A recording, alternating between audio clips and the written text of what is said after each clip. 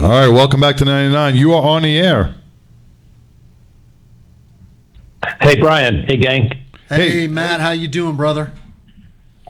Good. Greetings from Greece. Well, thank you so much for calling in. We're on the phone live from Greece, where it's about 11:30, 12 o'clock at night with Motivision Matt Nocas, a friend of the 99% Radio Network. We followed him on his adventures around the world. He's been on the show several times. Matt is an adventure motorcyclist that has literally ridden around the world in some of the world's most dangerous places, and he always shoots some really cool videos of his adventures, his mishaps, if you will. Yeah, Seen some of those on there. But there's always, to those folks that are listening around, there's always a kind of a serious undertone, a secondary mission, if you will, to what Matt does. And Matt works very hard to expose human trafficking, human sex trafficking. He's been down, I think last time we had him on the show, he was down on the southern border where he snuck into Mexico and gave us a firsthand view of what was going on down there. And we brought him back on the show today to team him up with our friend Gabriel to bring this issue, to shine some light on it. Matt, I don't know if I told you when we were talking over the last week. Did we lose him? We just lost him. Yeah. Oh, He's still there? Hey, I'm back. Sideshow and myself and Gabriel will be traveling out to the Four Corners area of the United States in a couple of weeks to the Navajo Nation. And among other things, we're going directly to the place, if you will, and try to draw some attention to the problem of human trafficking of our of Native American young women. And we're going to talk hopefully with some law enforcement officials, high-ranking law enforcement officials, and I'll leave it at that for now, out there about this problem and try to help them. We've done it many times. So welcome to the show, Motivision Matt Nocas, Gabriel Joseph. We introduce you again, and we want to hit this. Matt, you literally have everywhere you go. I think the last time we actually talked to you, you were down in Chile or in South America, as I recall, on this subject.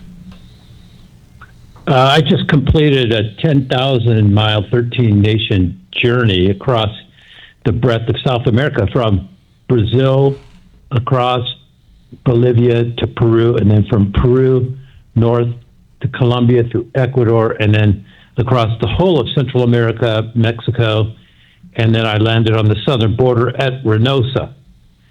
And if your listeners are not aware of it, we're experiencing the largest mass migration of slaves in human history. The cartels, particularly, are making $20 billion a year off of migrants that are coming from all around the world, from 140 nations. And they're stacked up on the southern border right now. According to recent estimates, there are 1.6 million people right now stacked up on the border waiting to get across. So we're dealing with a crisis of biblical proportions. And so I've been working on the southern border for the last couple of years, and the problem is not getting any better. Now, Matt, when you say stacked up on that borderline, now what we've heard, and just through news media, that a lot of these people that are looking to gain entry into the United States have to pay a toll to the cartel. Is that correct through some of these trails? Right. So, a lot of people are very naive. A lot of people are like, oh, well, those poor people, they're trying to escape violence, which they are, and they want a better life. And so they're just coming to America, and shouldn't we let them in? And aren't we a Christian country? And, shouldn't we be compassionate?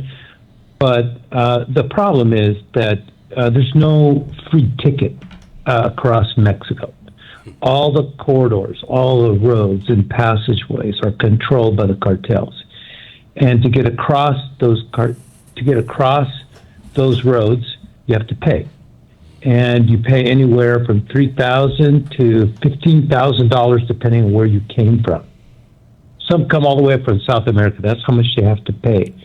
To not just the Mexican cartels, but the Colombian and Panamanian cartels, and bribery to officials along the way, and so on. Many, in fact, get raped.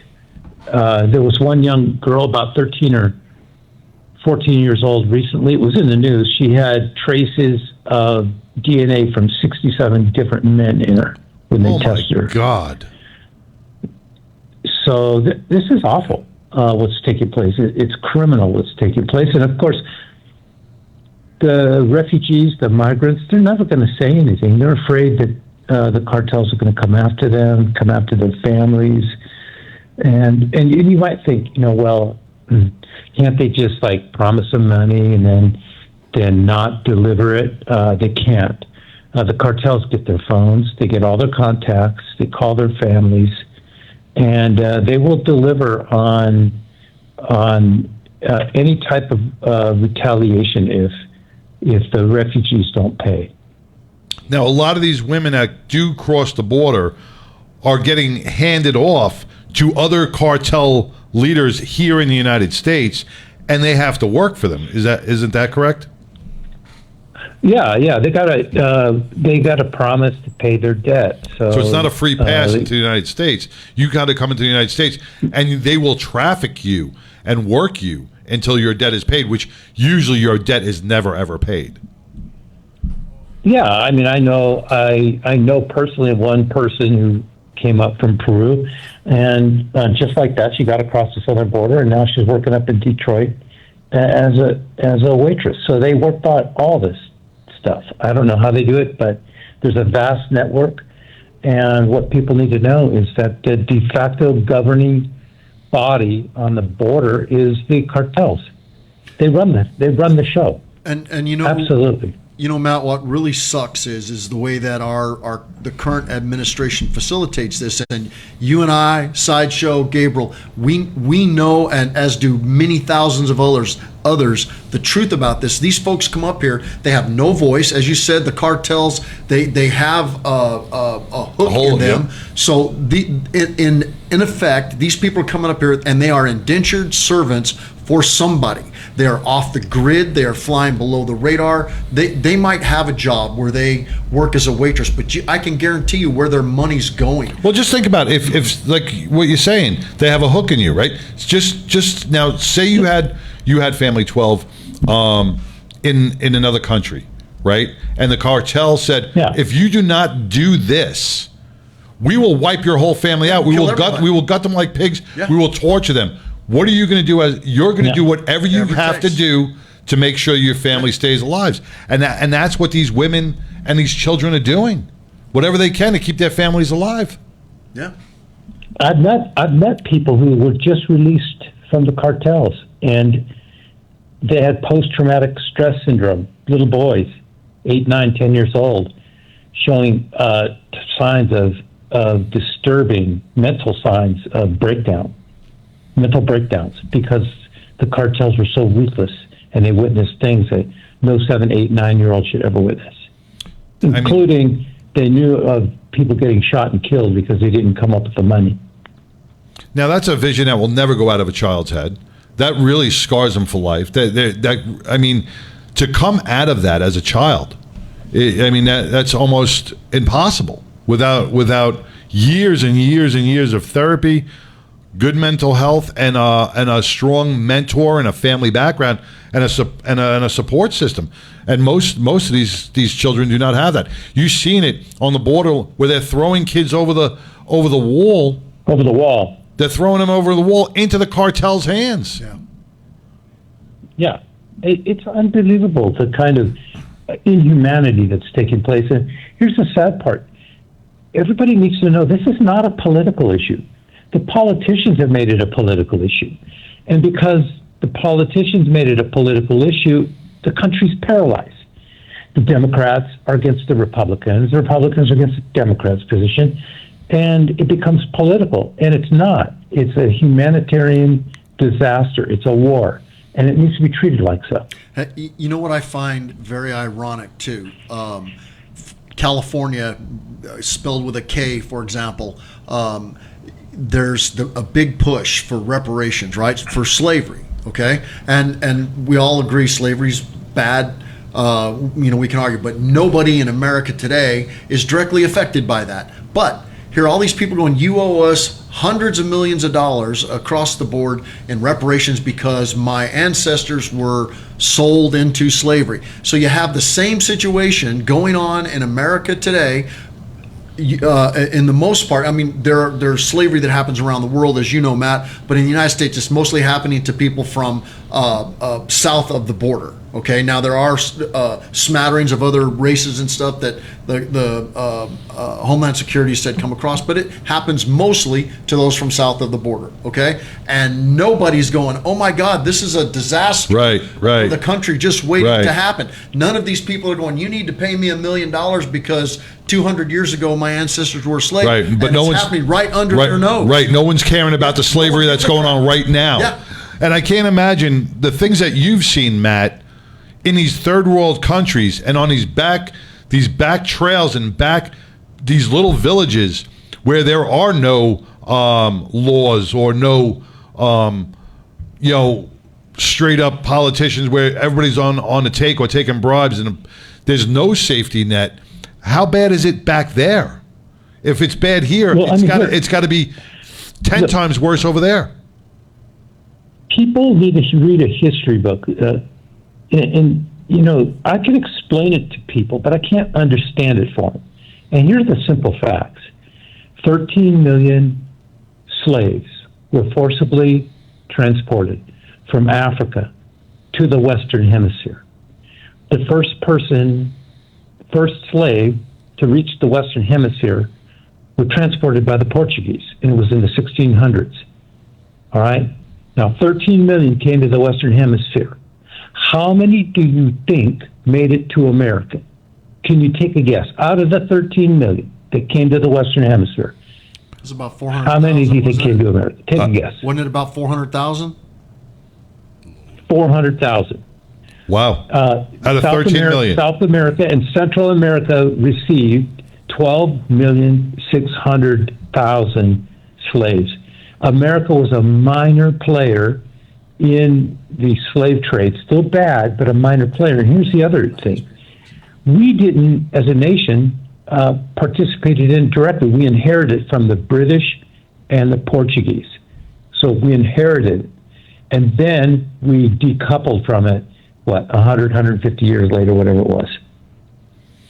So out of 13 million that were transported over here, the United States, inherited 400,000, and the rest went to South America? Yeah.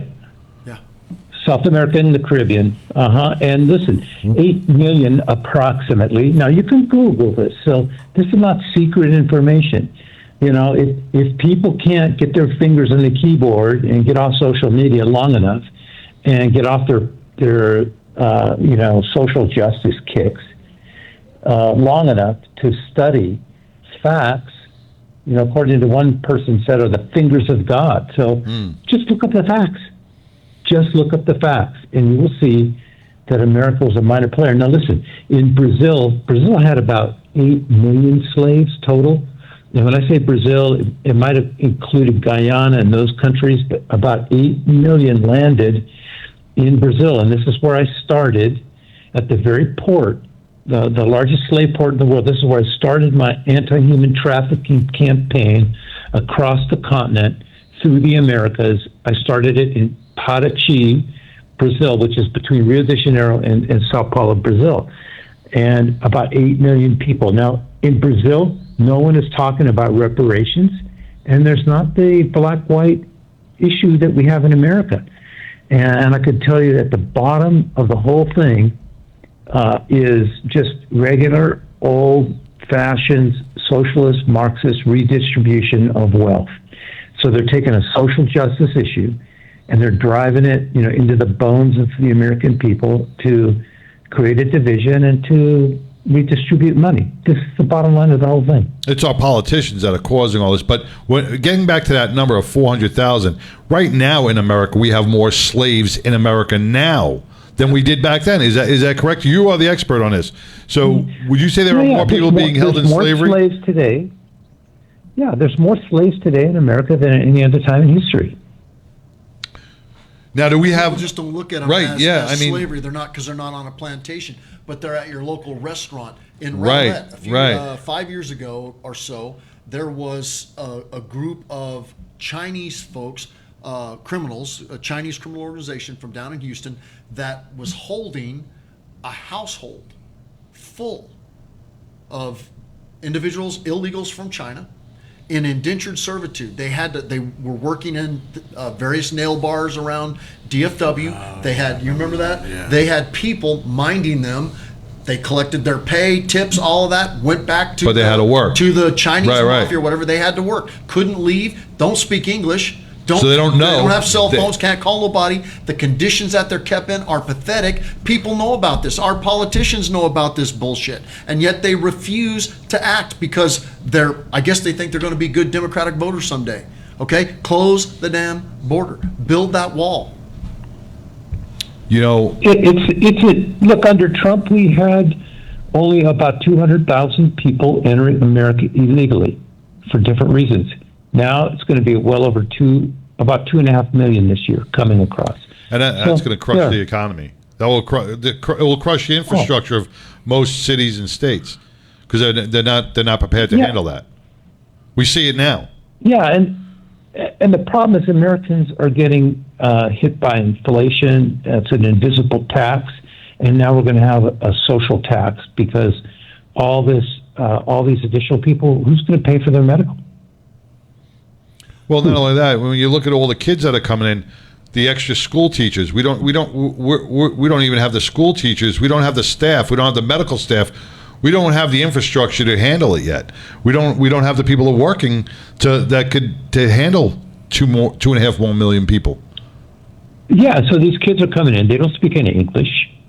So here again, they're going to work with their parents, and their kids are given jobs. So they're not going to be, amalgamating into our society. They're not for a long time. Matt, we have a saying on the show. We talk about this in relation to some of our charity work and stuff. And there's this poem by Edward Hale, and so we kind of use it. And the poem says that I am only one, but I am one. I cannot do everything, but I can do something. And because I cannot do everything, it should not keep me from doing the one thing that I can do. And so the one thing that we can do, and I want to challenge you right now because you have spent your lifetime riding around shining a light on this. I want to challenge you at some point in time, and I know you have a busy schedule and commitments, come out to the Navajo Nation, the Four Corners area of America. We're going to go out there in 2 weeks with Gabriel, and we're going to address this issue firsthand. We're going to try to do the one thing that we can, and we're going to try to have an impact on human trafficking off of the human trafficking of our Native Americans off of these reservations, which quite frankly, in our limited experience and knowledge base, which we try to expand as much as we can, nobody gives us a rat's ass. The family does, the local law enforcement, the tribal law enforcement, they care. Matter of fact, it wasn't but about 6 months ago, Gabriel's shaking his head. Yeah. It wasn't about 9 months ago that we helped with the recovery. Remember that kidnapped girl, that 13-year-old girl? You remember that sideshow? So we do care, and we do the one thing that we can. But we want to go to the least of these, if you will. And I think that's an adequate description of some of the folks that live on the reservation. They're definitely the least of these when it comes to United States citizens. And we want to try to make a difference there. And so I'd invite you, in fact, challenge you, take your bike, come out there, maybe do the Hookah Hay Challenge around Navajo Nation. But let's go out there and let's that'd be great. Let's make a difference. Let's do the one thing that we can, and let's shed a light on the human trafficking of our Native American citizens, okay, who nobody really seems to give a crap Well, about. it's not that, it's not that people don't seem to give a crap. People don't know. People don't know about it because it's hidden. You don't hear it on the news, right? No. You don't hear Channel 7 or Channel 5 or Channel 4 going, well, this happened on the Navajo Nation this weekend. You don't hear about shootings, rapes, assaults. You don't hear any of that. When does the news ever No, it's cover? underground. It's underground, and that's the problem. When does the Nobody's news ever standing on an cover auction block anything now. on the Navajo So- Nation? Right? Is that am I Gabriel? Am I Yeah. speaking out of turn? I think over the course of time that I have lived out here in Texas, and that has been since 2004, right? I have maybe heard mention of the Navajo Nation out here in Texas as a whole in probably like 3 times. 3 times on the news. And none of them in relation to MMIW. So is that Or MMIW? Because we talk about it regularly and try to bring attention to it. But Matt, you are the expert, because everywhere you go, you're trying to bring this situation, and you do it all alone. You stand alone. You're not traveling with a big crew, protection, all that. What would your suggestions be to us when we go out there in 2 weeks? Where to start? What's the best way for us to have an impact? This little old show of ours to have an impact on this issue here, starting with Navajo Nation. So the first thing that we need, and this is something I want too, is I hear about, there's human trafficking on the reservation, but there's no facts and data to substantiate that. So if you could sit down with local law enforcement agencies and charities and churches and get some real stories, real facts, and bring them to light, that would be fantastic. Another thing that we could do is you could organize a ride against human trafficking on the Navajo Nation, and if the tribal chiefs give us permission, we can set a date up, and then we can do an event, raise some money, and raise awareness for the cause. So we actually hope to speak to some high-ranking. Don't want to say yet because we don't want to jinx it, but some high-ranking tribal elders, people with some authority. Gabriel's, as we're talking to you, Gabriel's showing me right now from Navajo Nation, there's 192 cases.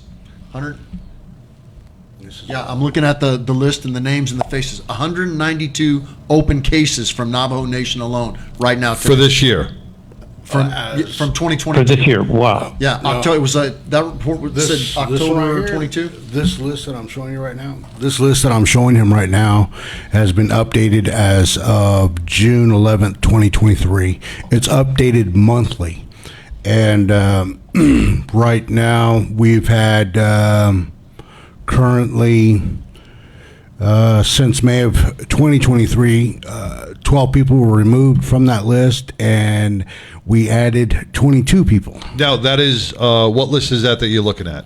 This is the official list for the Navajo Nation's missing individuals. Oh, missing individuals through the... Yeah. So Matt, while Wow. Saicho's looking at this, so you said we need data and reports. I had assumed that a child goes missing on a reservation or is kidnapped or whatever, that report makes its way to NCIC. FBI is supposed to collect all the data, all the crime reports in the country. So I would assume. Don't know if they have the jurisdiction. Do they have the jurisdiction on I think if they're invited, If yes. they have to be invited, yeah, because there was that movie, I forgot, what was it? Wind River. Wind River. So the FBI cannot conduct an official investigation on Navajo or on their land unless they're invited. And I know, like in that movie, it depicted they are allowed one officer to go on to do the investigation. So they're not going to allow the whole entire crime scene to come in. They're not going to allow that. And I think there's reasons behind that as well, right? I mean, Yes, one of the main reasons that, and this has been an ongoing deal in Indian country along with the Native American Indian reservations and the U.S. government since the 1800s, and that is the issue of tribal sovereignty. Sovereignty plays a big role in all that we do, both executively, legislatively, and judicially. And so when the FBI is involved, it's usually in relation to one or more acts of the Violent Crime Act. And also, it hasn't been until, want to say, about 2009, 2010, that the U.S. Judicial system decided that Native American tribes or Indian tribes in the U.S. would be able to set up a Amber Alert system. The rest of the country has an Amber Alert system, right? We, as the Navajo Nation in itself, has barely gotten our Amber Alert system, and it's not fully up and running yet. You know, I know this show has gone so many different directions, but we are out of time. I hate to do that, but Matt, I'm sorry we're out of time, but we gotta really take a deep dive in this. Maybe we'll do a special segment on this, because this means a lot. Hey, so Matt, we're gonna broadcast live at least once, probably twice, when we go out there in a couple weeks. And I'm really serious about this invitation. You are one of the guys in this country that works harder than anybody to bring this issue to the forefront. And again, I have the capabilities too while we're broadcasting that he can call in, and I'd love to have he'll be able to call out in there. And we'll be able to help him out. This is something that we're passionate about. We're not just one and done. We've stuck with it. Gabriel knows we've stuck with this and would vouch for us there. But we'd like to bring you in at some point when you get your schedule worked out, and let's go out there and let's make a difference. We're only one, but we can do this one thing.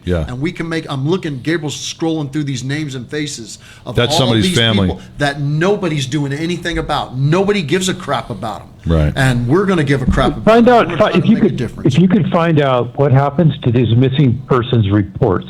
What happens? Do they just sit on a shelf somewhere and we hope they get solved? Where does it go, and what are all the mechanisms we'll dig into the investigation aspect of what steps are being taken to locate and what means they have, what resources they have, and who they've branched out to. I don't think they'll let us look at any of their case reports, but we're going to have to take it for face value from whatever we get. But we've done enough interrogations between the both of us that we'll know if someone's lying. And I'm bringing in bail money. So, Matt, thank you so much once again for your insight. Greece, when you get back from Greece, please, when you're back in the States, we'd love to have you on the show. We want to hear all about the adventures. Go on his website, check out his adventure videos. They are fantastic. Yep. Greece is a beautiful country, by the way. All of his stuff is excellent. So go check it out and give him a like on his Facebook stuff. Send him some money. I'm sure he would appreciate a donation. Because I'm telling you, people don't know, but Motivision Matt Nocas is out there making a difference on his own. Yes. And he's doing a great job, Matt. We have much respect. The 99% Radio Network respects you immensely for what you're trying to do, and you're always welcome in here, bud. Yep. One more thing real quick. Thank you. Anybody here in the DFW and Matt there in Greece, if you guys want to get involved here in the DFW, you guys can reach out to the TX Rematriate. .org. There are a local grassroots nonprofit organization that literally will put boots on the ground and helping do recoveries for MMIW, especially those our teenagers and our young children.